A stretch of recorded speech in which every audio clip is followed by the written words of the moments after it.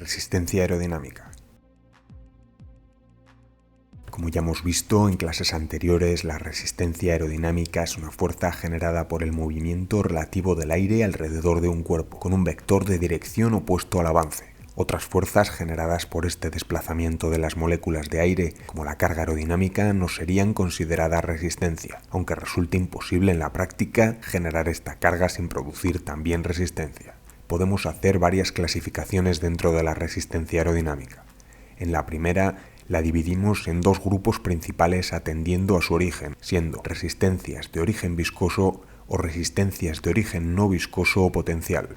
Otra forma de clasificar las resistencias es organizarlas dependiendo del efecto producido. Aquí tenemos resistencia inducida y resistencia parásita. Vamos a verlas ahora con más detalle y qué subdivisiones podemos encontrar. Clasificación en función del origen. Resistencias de origen viscoso, donde encontramos la resistencia de fricción y la de presión. Resistencia de presión, también llamada de forma, es la resistencia producida por el impacto de las moléculas de aire contra la superficie del cuerpo. Por tanto, está muy relacionada con la superficie frontal expuesta. Para la reducción de la resistencia de presión son favorables los cuerpos que respeten la forma aerodinámica que conocemos y de reducida superficie frontal. Resistencia de fricción o resistencia de rozamiento. Está producida por el rozamiento del aire y depende de la rugosidad superficial, comportamiento de la capa límite y tamaño del área en fricción con el fluido. Como sabemos, el aire tiene un comportamiento viscoso tanto entre sus moléculas como con la superficie. Esto provocará mayor pérdida de energía cuanto más irregular sea, ya que en realidad será una superficie mayor en contacto con el aire y habrá más partículas interactuando en el mismo tamaño. Llegar a una superficie totalmente lisa a nivel molecular no es realizable en la práctica y además no resulta tan determinante por el efecto de la capa límite, que atenúa estas irregularidades superficiales con partículas de aire que acompañan al cuerpo o tienen una baja velocidad relativa. Por ejemplo, a unos 120 km/h apenas registraríamos diferencias en las mediciones de resistencia comparando una superficie lisa con una de rugosidad similar a la del cartón. El cuerpo estaría protegido por una capa de aire adherida sobre la cual tendría efecto la fricción en lugar de hacerlo con la superficie. Lo mismo que una capa de aceite disminuye el rozamiento entre dos cuerpos atenuando sus irregularidades e interponiéndose entre sus partículas. En cuerpos que logran evitar el desprendimiento de la capa límite, la resistencia predominante será la fuerza de fricción. En cuerpos con la capa límite desprendida, la resistencia de presión constituye el principal objeto de estudio y en ciertos casos la única a considerar. Resistencias de origen no viscoso o potencial. Aquí aparecen la resistencia inducida y la de onda. Resistencia inducida es la producida al generar carga aerodinámica. Aparece como consecuencia de la modificación del campo de velocidades producidas cerca de un cuerpo debido a las velocidades que induce la estela de torbellinos que se extienden en dirección ascendente para casos de carga aerodinámica y corriente abajo en la sustentación. Como nuestra intención es generar carga con la mínima resistencia, conocer la resistencia inducida es una forma de evaluar la eficiencia de un ala o ala invertida. Algunas maneras de reducir la resistencia aerodinámica inducida pueden ser emplear superficies verticales al final de un ala o alargar el tamaño del propio ala.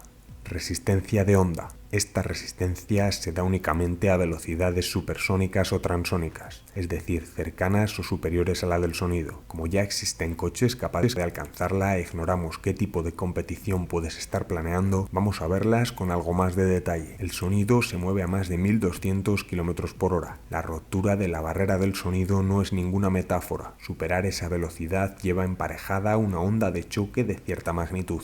Estas ondas de choque son las culpables de la resistencia aerodinámica de onda. La velocidad transónica se corresponde a una velocidad tan cercana a la del sonido que algunas partes del flujo alrededor del cuerpo ya la superan al acelerarse por algún efecto aerodinámico. En el momento en el que empiezan a producirse estos fenómenos, se entiende que comienza el régimen transónico. Si seguimos incrementando la velocidad hasta superar la del sonido, nos encontraríamos en régimen supersónico. Estos lugares de cambio de régimen no son nada arbitrarios por las anteriormente mencionadas ondas de choque. En estas velocidades se debe calcular de forma precisa la secuencia de paso de régimen transónico a supersónico, puesto que, como sabemos, la resistencia es enemiga de la velocidad, que era lo que estábamos buscando. Para reducir la amplitud de la zona transónica ayudarán poco ángulo de ataque, bajo espesor del perfil y poca curvatura del perfil. Para reducir la resistencia de onda producida, se podrían generar interferencias en las ondas de choque para que unas atenuasen a otras y sacar provecho de ello. Estas interferencias podrían afectarnos de forma negativa si no están adecuadamente calculadas. Clasificación de las resistencias en función de los efectos, donde tenemos la resistencia inducida y la resistencia parásita. Resistencia inducida es la generada para producir carga aerodinámica y disminuye con la velocidad.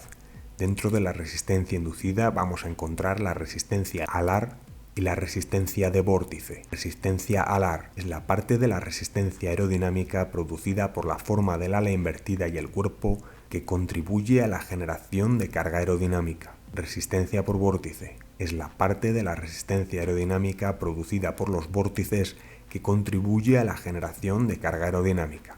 Resistencia parásita es la no relacionada con la generación de sustentación y aumenta con la velocidad, con una gráfica similar a la de la carga aerodinámica que vimos en la clase anterior. Si queremos separar la resistencia parásita atendiendo a sus orígenes, tenemos tres subdivisiones: forma, fricción e interferencia.